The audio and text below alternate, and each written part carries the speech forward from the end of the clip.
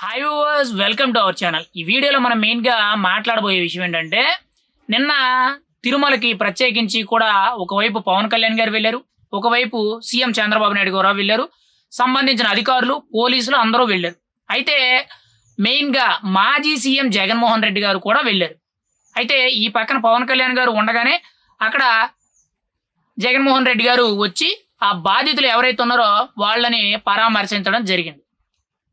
అయితే ఇక్కడ కీలకంగా మాట్లాడుకోవాల్సిన విషయం ఏంటంటే, జగన్మోహన్ రెడ్డి గారు అక్కడికి వెళ్లి ఆ బాధితుల్ని పరామర్శించి కూడా వాళ్ళని చూసి నవ్వుతున్నారు.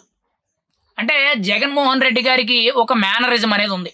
చాలా సందర్భాల్లో కూడా సోషల్ మీడియాలో ప్రతి ఒక్కరు కూడా ట్రోల్ చేసేదేంటంటే, జగన్మోహన్ రెడ్డి గారు కష్టాల్లో ఉన్న వారి దగ్గరికెళ్ళినా, బాధల్లో ఉన్న వాళ్ళ దగ్గరికెళ్ళినా, ఈవెన్ శవాల దగ్గరికి అంటే చనిపోయిన వ్యక్తుల దగ్గరికి వెళ్ళినా, లేదనంటే బాధిత కుటుంబాల దగ్గరికి వెళ్ళినా కానీ, ఎవరి దగ్గరికి వెళ్ళినా కానీ, ఎక్కడికి వెళ్ళినా కానీ, సమయం, సందర్భం లేకుండా ప్రత్యేకించి కూడా అవతల వాళ్ళు కష్టాల్లో ఉన్నారంటే, వాళ్ళు బాధపడుతున్నారంటే, వాళ్ళు ఏడుస్తున్నారంటే ప్రత్యేకించి కూడా వాళ్ళని చూసి జగన్మోహన్ రెడ్డి గారు నవ్వుతారు.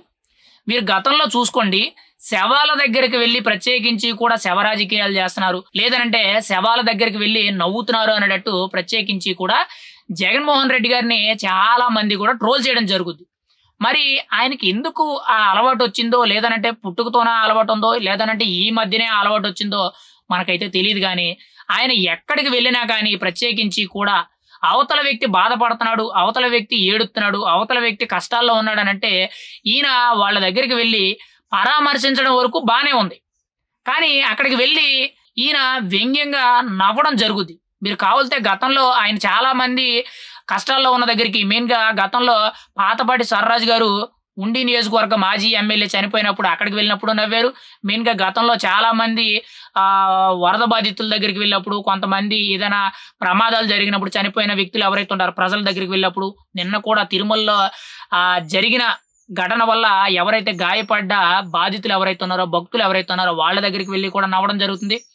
ఈవెన్ పార్టీ కార్యకర్తలు, మెయిన్‌గా పార్టీ నాయకులు ఎవరైనా చనిపోయారంటే అక్కడికి వెళ్లి వాళ్ళని పరామర్శించి అక్కడ కూడా నవ్వడం జరుగుద్ది.